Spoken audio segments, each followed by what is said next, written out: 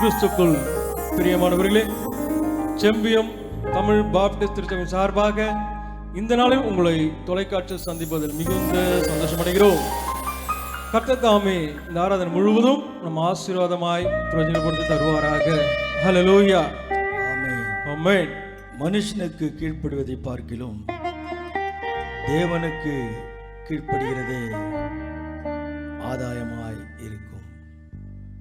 நாம் மனுஷனுக்கு கீழ்ப்படிந்த நாட்கள் போதும். ஒரு ஆதாயம் தேவை என்றால், ஆண்டவருடைய வார்த்தைக்கு நாம் கீழ்ப்படிவது உண்மை என்றால், ஆண்டவர் நிச்சயமாய் அவருடைய பாதத்தில் பணிந்து கேட்கும் பொழுது ஆண்டவர் காரியங்களை மாற்றுகிறவராயிருக்கிறார்.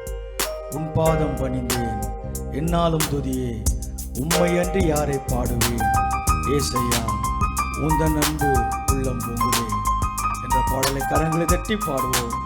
தேவனை ஆதாயமாக்குவோம்.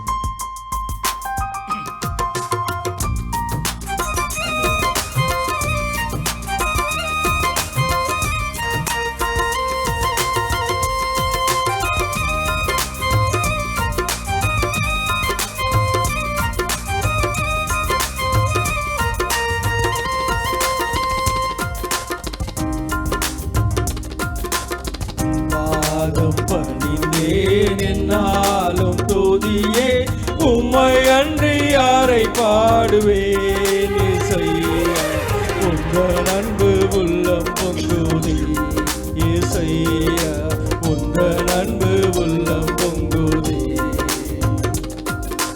உம் பாதம் பணிந்தேன், என்னாலும் துதியே, உம்மை அன்றி யாரை பாடுவேன், ஏசையா உந்தன் அன்பு உள்ளம் பொங்குதே, ஏசையா உந்தன் அன்பு உள்ளம் பொங்குதே.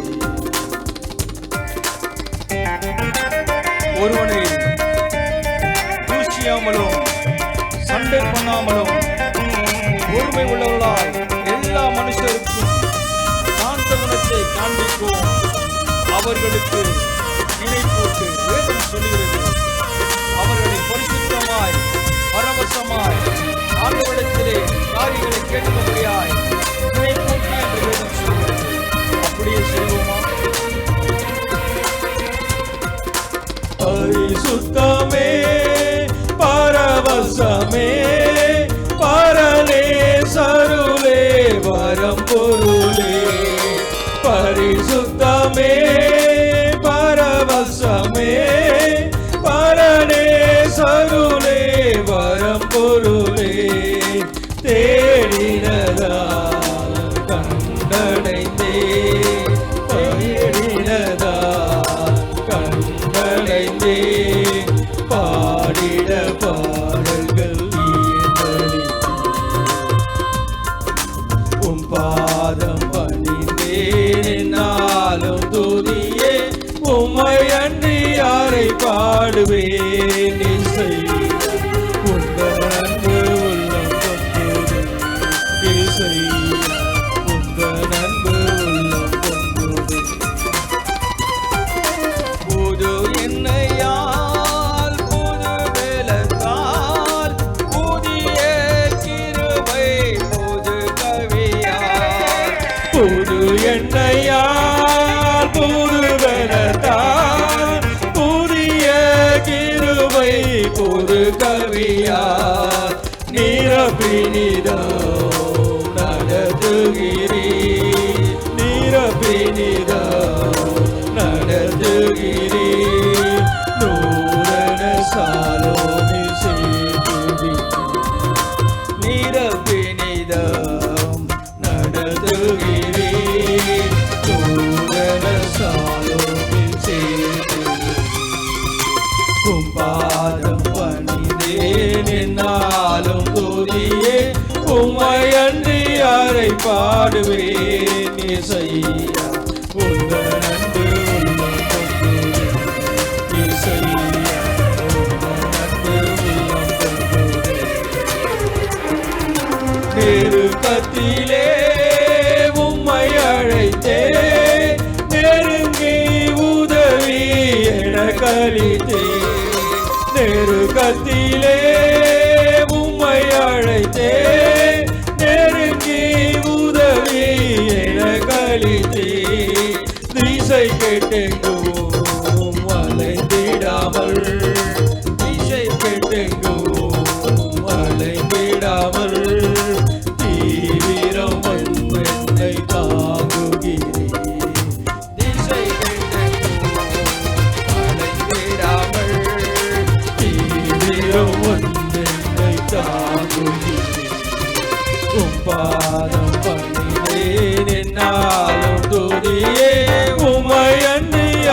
பாடுவேன் இசையா உந்தன் அன்பு உள்ளம் கொண்டுடும் இசையா உந்தன் அன்பு உள்ளம் கொண்டுடும் இசையா உந்தன் அன்பு உள்ளம் கொண்டுடும் இசையா உந்தன் அன்பு உள்ளம் கொண்டுடும்.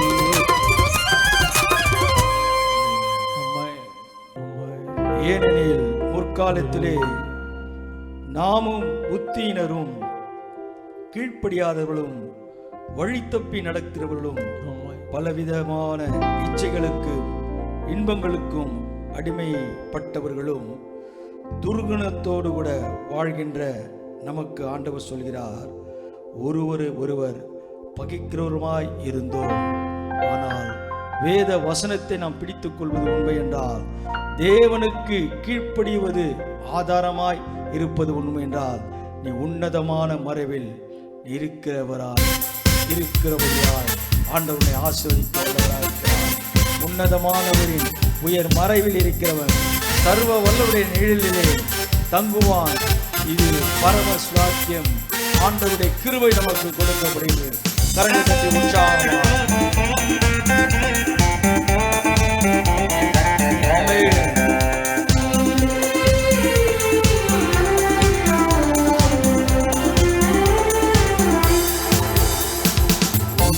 உன்னதமானவரே உயர் மறைவில் இருக்கிறவர் சர்வ வல்லவரே நிழலில் தங்குவான். இது பரமசிலாக்கியமே. சர்வ வல்லவரே நிழலில் தங்குவான். இது பரமசிலாக்கியமே. அவர் சீர்கைக்கு அடைக்கலமுகவே அவன் சிறகுகளால் மூடுவார். அவர் சேட்டைக்கு அடைக்கலமுகவே அவன் சிறகுகளால் மூடுவார். எல்லாரும் உற்சாகமாக கரங்களை தட்டி நம்முடைய இரட்சகராகிய தேவனுடைய தயையும் மனுஷர் மேல் உள்ள அன்பையும் பிரசன்னமான போது, நாம் தேவனிடத்தில் அன்பாய் இருக்கும் பொழுது ஆண்டவர் நமக்கு எல்லாவற்றையும் செய்கிறவராய் இருக்கிறார். தேவனின் அடைக்கலும் என் கோட்டை அரணமானவர். அவர் சத்தியம் பரிசயமும் கேடகமும் என் நம்பிக்கையும் அவரே எனக்கு ஆதாரம்.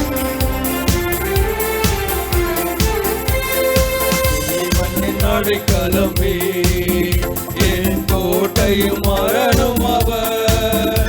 அவர் சத்தியம் பரிசயம் கேடகமா என் நம்பிக்கையும் அவரே. அவர் சத்தியம் பரிசயம் கேடகமா என் நம்பிக்கையும் அவரே. அவர் சீதையின் அடைக்கலம் புகவே தம் சிறகுகளால் மூடுவார். அவர் சேட்டையின் அடைக்கலம் புகவே தம் சிறகுகளால் மூடுவார். இரவில் பயங்கரத்திற்கும் பகலில் பறக்கும் அம்புக்கும் இருளில் நடமாடும் கொள்ளை நோய்க்கும் நான் பயப்படவே மாட்டேன். இருளில் நடமாடும் கொள்ளை நோய்க்கும் நான் பயப்படவே மாட்டேன். அவர் சீட்டையின் கீழ் அடைக்கலம் புகவே தம் சிறகுகளால் மூடுவார். அவர் சீட்டையின் கீழ் அடைக்கலம் புகவே தம் சிறகுகளால் மூடுவார். 1000 பேர்கள் முன் பக்கம் விழுந்தாலும் அது ஒரு காலத்தோ உன்னை அணுகிடாதே. உன் தேவன் உன் தாவரமே. அது ஒரு காலத்தோ உன்னை அணுகிடாதே. உன் தேவன் உன் தாவரமே. அவர் சீட்டையின் அடைக்கலம் புகவே தம் சிறகுகளால் மூடுவார். அவர் சேட்டையின் கீழ் அடைக்கலம் புகவே தம் சிறகுகளால் மூடுவார். அவர் சேட்டையின் கீழ் அடைக்கலம் புகவே தம் சிறகுகளால் மூடுவார். அவர் சேட்டையின் கீழ் அடைக்கலம் புகவே தம் சிறகுகளால் மூடுவார். அவர் சேட்டையின் கீழ் அடைக்கலம் புகவே தம் சிறகுகளால் மூடுவார். கர்த்தருடைய வார்த்தையை கேட்போம். பரிசுத்த ஆவியானவர் நம்மோடு கூட பேசுவார்.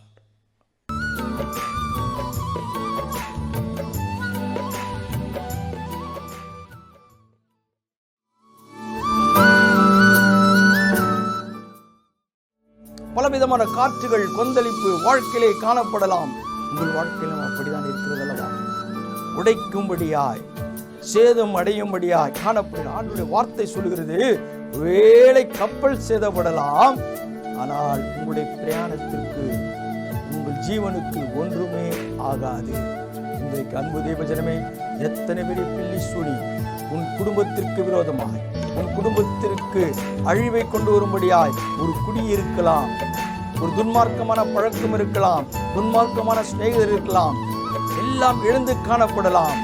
ஒரு காலம் இந்த ஜீவனை ஆண்டவர் எடுத்துக் கொள்ளவே மாட்டார். ஆண்டவரும் இரட்சகரும் மீட்பெருமாகிய இயேசு கிறிஸ்து நாமத்தில் உங்களை வாழ்த்துகிறேன். இந்த நாளிலும் கூட அவளோடு கூட சத்தியத்தின் திருவார்த்தை கேட்கும்படியாய் இருக்கிற அன்பின் மக்களோடு இயேசு பேசுவார். வாசியுங்கள். அப்போஸ்தலர் 5ஆம் அதிகாரம் 29ஆம் வசனம். அதற்கு பேதுருவும் மற்ற அப்போஸ்தலரும் மனுஷருக்கு கீழ்ப்படுகிறதை பார்க்கிலும் தேவனுக்கு கீழ்ப்படிதலே அவசியமாய் இருக்கிறது. மனுஷனுக்கு கீழ்ப்படிவதை பார்க்கிலும் தேவனுக்கு கீழ்ப்படிதல் அவசியமாய். இவர்கள் அநேக அதிசயங்களை அற்புதங்களை செய்தாலும் கூட சொல்லப்படுகின்ற வார்த்தை மனுஷனுக்கு கீழ்ப்படிவதை பார்க்கிலும் தேவனுக்கு கீழ்ப்படிவது அவசியமாய் இருக்கிறது. இன்றைக்கு நமக்கு அவசியம் கீழ்ப்படிதல்.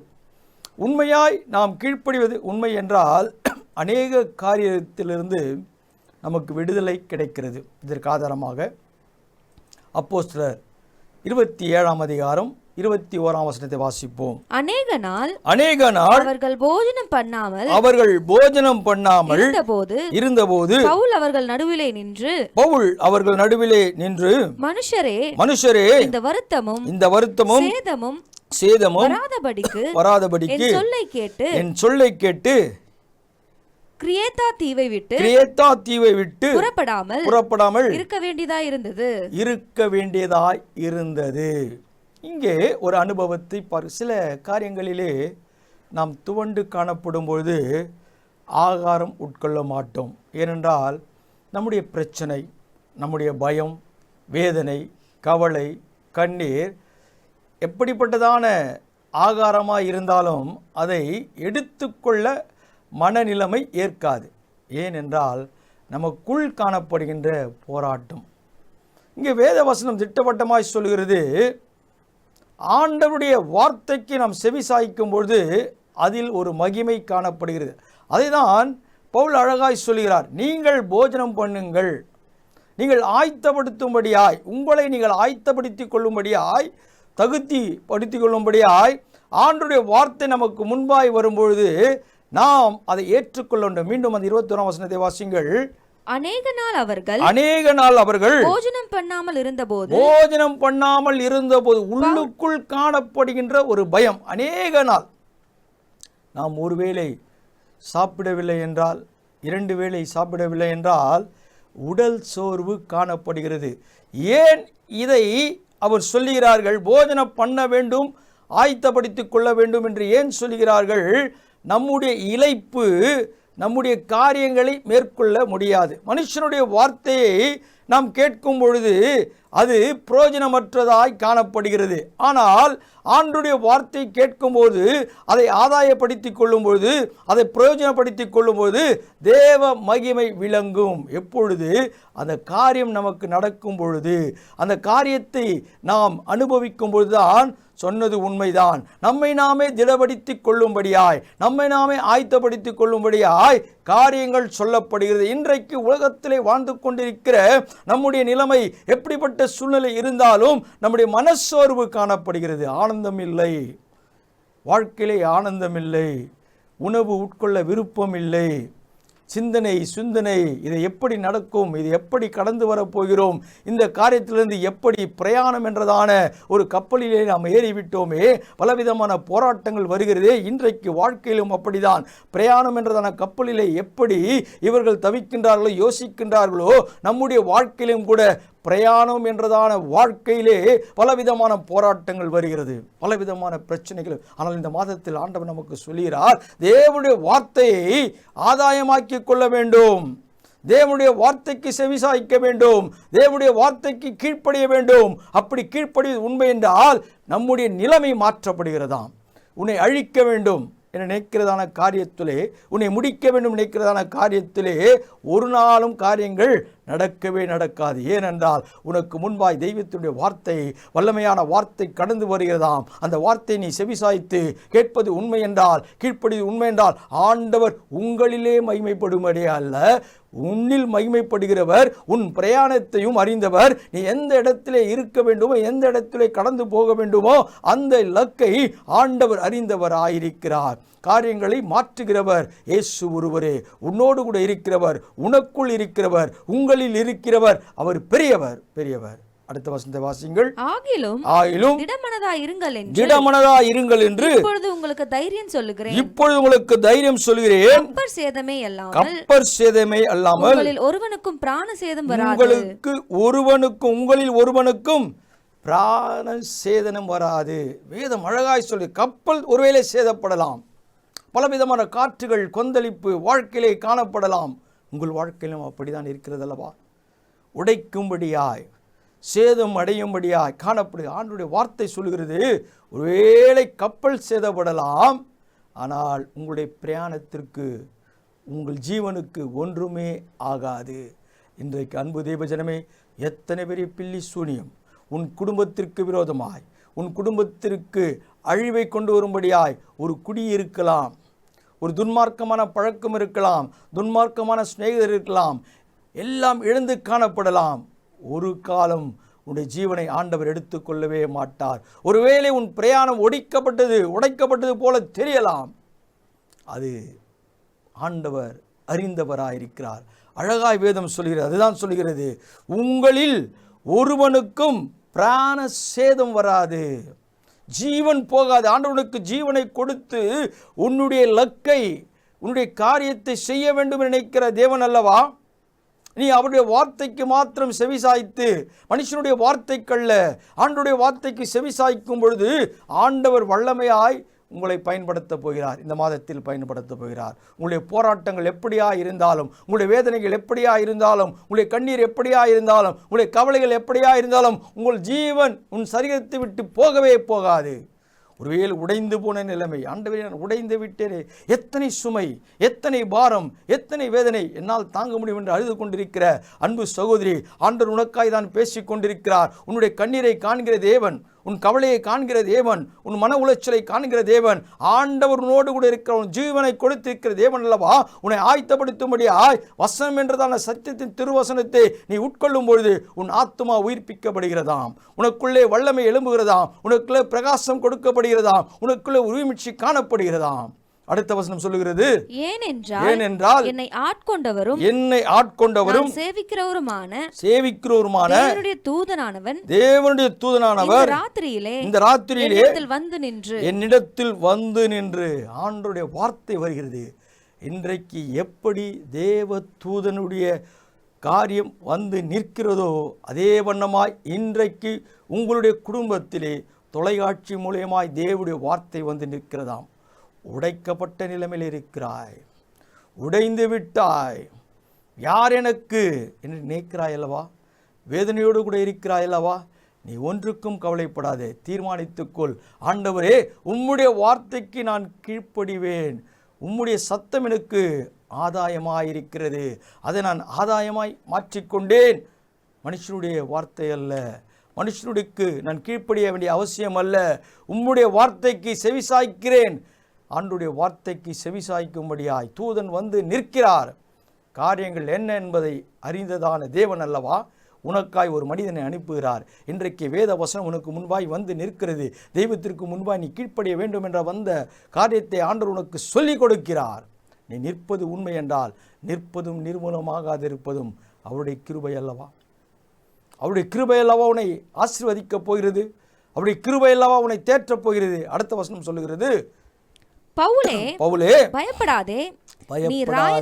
அன்பு தேவஜனமே, பயத்தோடு கூட இருக்கிற உனக்கு யார் ஆறுதல் சொல்லக்கூடும்? பயப்படாதே. இந்த நேரத்திலே உனக்கு சொல்லப்படுகின்ற வார்த்தை பயத்தை நீக்குகிறது. பயப்படாதே. பவுலே பயப்படாதே. வாசிங்கள். பவுலே பயப்படாதே, நீ ராயனுக்கு முன்பாக நிற்க வேண்டும். நீ ராயனுக்கு முன்பாக நிற்க வேண்டும். இதோ உன்னோடு கூட யாத்திரை பண்ணுகிற யாவரையும் தேவன் உனக்கு தயவு பண்ணினார் என்றான். தேவன் உனக்கு தயவு பண்ணினார் என்றான். பயப்படாதே.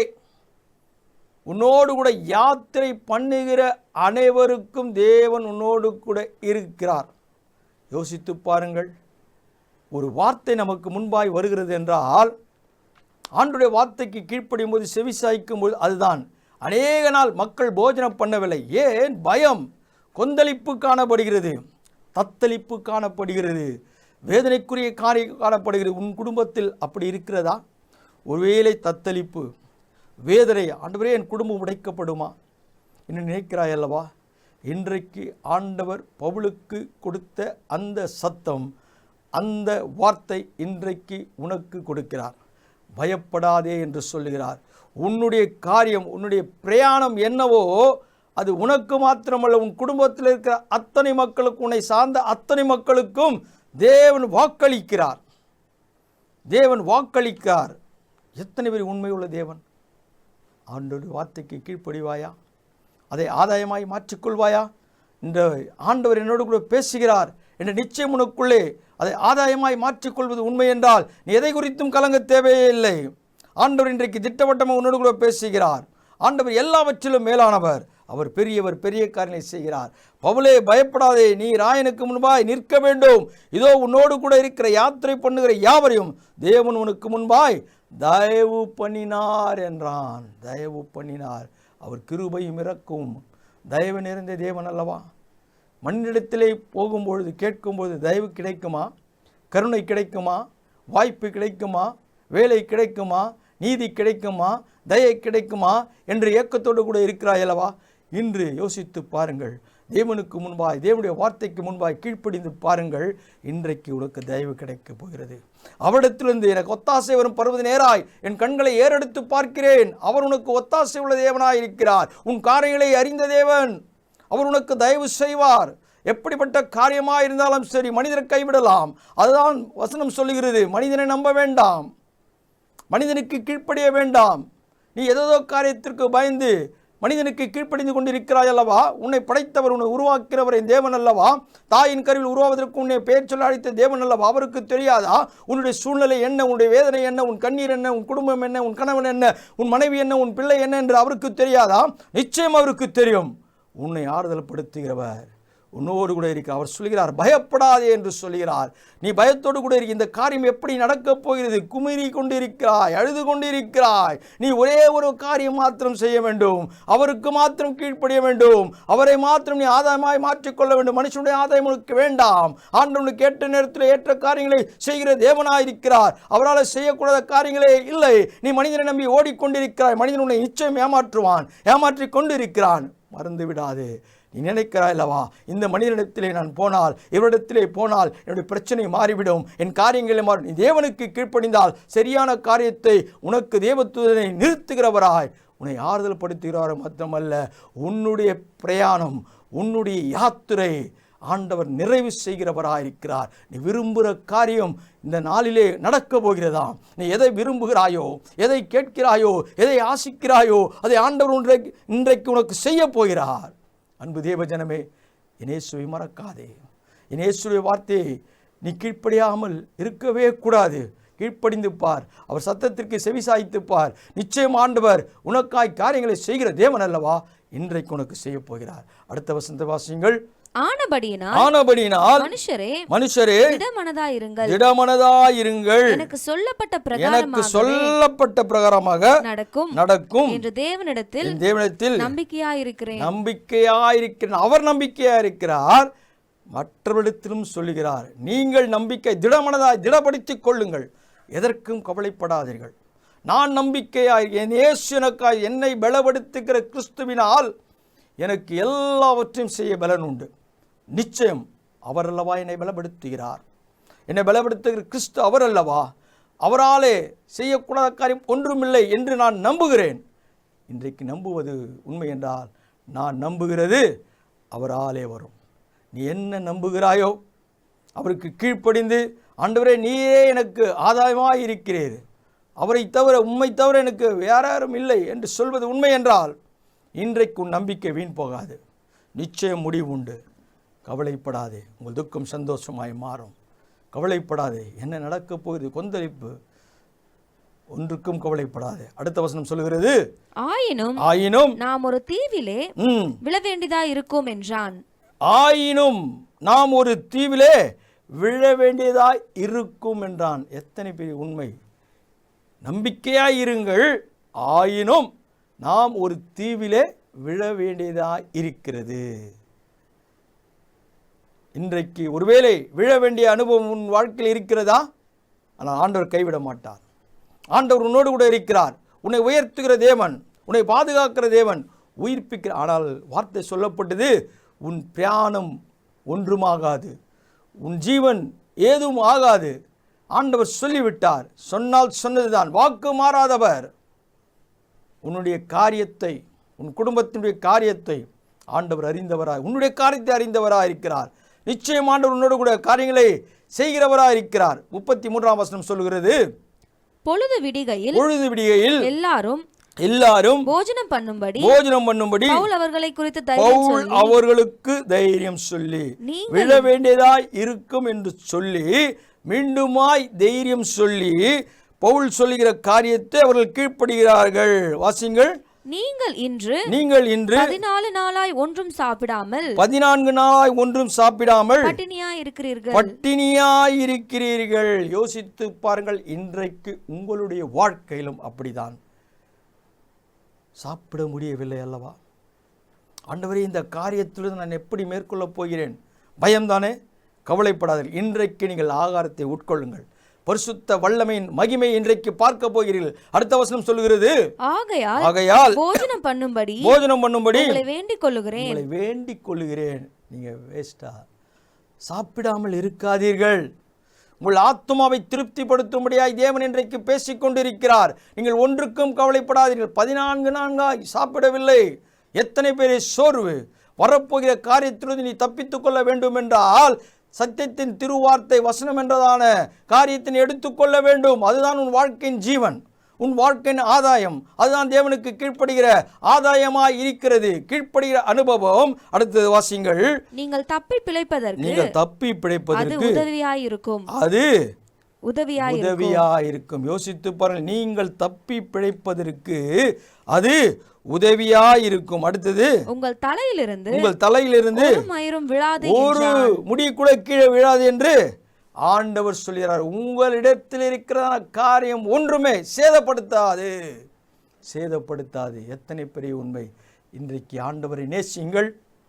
ஆண்டவரிடத்திலே சொல்கின்ற வார்த்தைக்கு செவிசாயுங்கள், கீழ்ப்படியுங்கள், ஆதாயமாக்கிக் கொள்ளுங்கள். அடுத்தது, இப்படி சொல்லி அப்பத்தை எடுத்து எல்லாருக்கு முன்பாக தேவனை ஸ்தோத்தரித்து தொடங்கினான். அப்பொழுது எல்லாரும் திடமனப்பட்டு புசித்தார்கள்.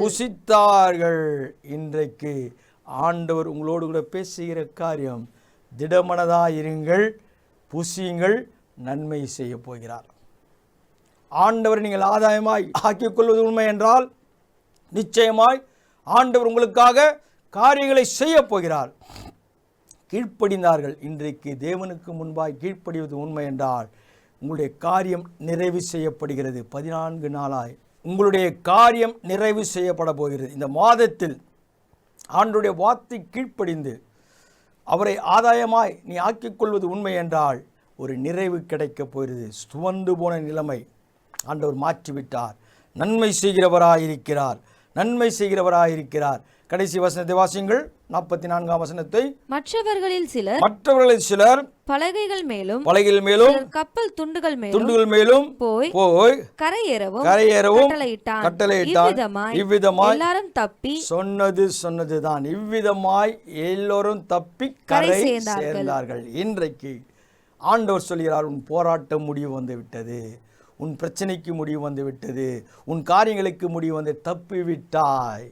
தேவ வசனத்துக்கு நீ கீழ்ப்படியும் போது தேவனை நீ ஆதாயமாய் ஆக்கிக் கொள்வது உண்மை என்றால் நீ கரை சேரும்படியாய் ஆண்டவர் இன்றைக்கு உன்னோடு கூட பேசியிருக்கிறார். யார் என்னை கரை சேர்க்க முடியும்? என் மகளுக்கு திருமணமாகவில்லையே, மகளுக்கு கரை சேர்க்க முடியவில்லை நினைக்கிறாயா? ஆண்டவர் நிச்சயமாய் அவருடைய வார்த்தைக்கு செவிசாய்ப்பது உண்மை என்றால் உன் கடன் பிரச்சனையாக இருக்கலாம், குடும்பத்தில் வியாதியாக இருக்கலாம், குழப்பங்கள் இருக்கலாம், வியாதியுற்ற மகனோ மகளோ குடிக்கார பிள்ளையோ யார் என்று எனக்கு தெரியாது, எல்லாவற்றையும் மாற்றி உன் குடும்பத்தை ஆசீர்வாதமாய் பல போராட்டங்களை சந்தித்து நீ கடந்து விட்டாய், நீ கடை சேர்ந்து விட்டாய். ஏன் தெரியுமா? ஆண்டவருக்கு கீழ்ப்படியும் போது ஆண்டவரை நீ ஆதாயமாய் ஆக்கிக் கொள்வது உண்மை என்றால் ஆண்டவருடைய வாக்குத்தத்தமான வார்த்தை இந்த நாளிலே உனக்கு நிறைவு செய்யப்படுகிறது. இந்த நாளை உன்னை ஆண்டவர் அறிந்தவராக இருக்கிறார், உன்னை ஆசீர்வதிக்க வல்லவராக இருக்கிறார். இனி ஒரு நாட்களிலே உன்னுடைய குடும்பம் ஆசீர்வாதமாய் மாறப்போகிறது. ஆண்டவர் ஆசீர்வதிக்க வல்லவராக இருக்கிறார். கண்களை மூடுவோம், கர்த்தரை நோக்கி பார்ப்போம். மகா கிருபையும் இரக்கமும் பரிசுத்தம் நிறைந்த நல்ல தகப்பனே, இந்த நாளுக்காய் நன்றி அப்பா. ஆண்டவர் பிரச்சனைகள் எப்படிப்பட்ட காரியமாயிருந்தாலும் ஆண்டவரே உம்முடைய வார்த்தைக்கு செவி சாய்க்கும் பொழுது நீ சொன்னபடி ஒன்றும் உன் தலையிலிருந்து கீழே விழாது என்று சொன்ன வண்ணமாய் ஆண்டவரே பலவிதமான போராட்டங்கள் மத்தியிலும் பிரச்சனை மத்தியிலும் கரை சேர்ப்பேன் என்று சொன்னேன். கரையை சேர்த்து ஜீவனை கொடுத்த தேவன் நீர் அல்லவா? அப்படியாய் உயிர்ப்பிக்கிற வல்லமை கொடுத்த தேவன் நீர் அல்லவா? எத்தனை பேரை குழப்பங்கள், எத்தனை பேரை காரியங்கள் இருந்தாலும் தேவன் அவைகளிலிருந்து விடுதலை கொடுத்து நன்மை செய்கிறவர் நீர் ஒரு மாத்திரம். உமக்கே நன்றி ராஜா. கேட்ட குடும்பங்கள், கேட்ட உள்ளங்கள், கேட்ட எண்ணங்கள் ஆண்டவரை திகைத்திருந்தார்கள். உன்னுடைய வார்த்தைக்கு செவிசாய்த்து உம்மிடத்திலே உம்மை ஆதாயமாய் ஆக்கிக் கொள்ளும்போது கீழ்ப்படியும்போது உமக்கு உம்முடைய வார்த்தைக்கு கீழ்ப்படியும்போது ஒரு பெரிய மாறுதலை கொடுக்கிற தேவன் கரை சேர்த்தீர். உமக்கு நன்றி ராஜா. இயேசு நல்ல நாமத்தில் பிதாவே, ஆமென். என் ஆத்துமாவே கர்த்தரை ஸ்தோத்திரி, என் முழு உள்ளமே அவருடைய பரிசுத்த நாமத்தை ஸ்தோத்திரி. ஆத்துமாவே கர்த்தரை ஸ்தோத்திரி, அவர் செய்த சகல உபகாரங்கள் மறவாதே. ஆமென். நம்முடைய கர்த்தராகிய இயேசு கிறிஸ்துவின் கிருபையும் பிதாவுடைய அன்பும் ஐக்கியமும் விசேஷமாய் இந்த நாளிலே சத்தியத்தின் திருவார்த்தை கேட்ட மக்களோடு தேவ கிருபை சமாதானம் என்றும் என்றும் சதா காலம் இருப்பதாக. ஆமென், ஆமென். கர்த்தர் உங்களை ஆசீர்வதிப்பார். God bless you. ஆமென்.